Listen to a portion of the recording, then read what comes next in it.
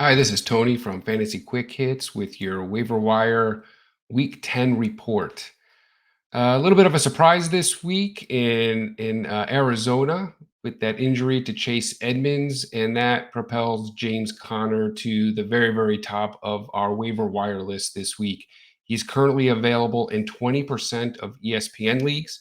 If he is available in your league, he is without a doubt the top ad. With Edmonds to miss some time, they're saying possibly 3 to 4 or more weeks. Definitely looks to be heading to short-term IR. Connor is a weekly RB1.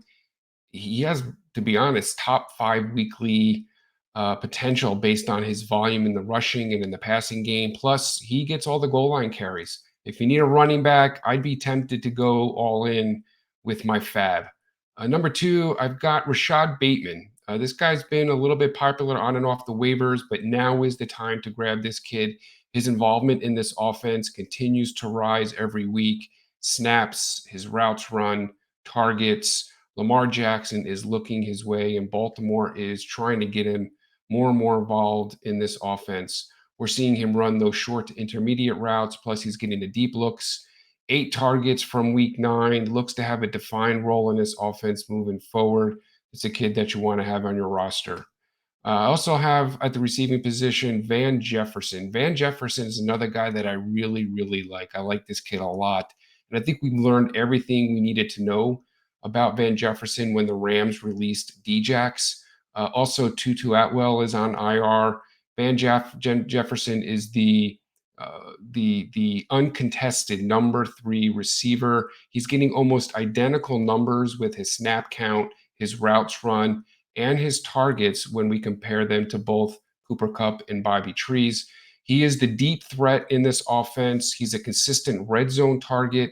He had a couple of really close, deep connections with Stafford on Sunday night, along with a few missed red zone passes. Otherwise, his numbers would have been much higher, making it more difficult to grab off of waivers.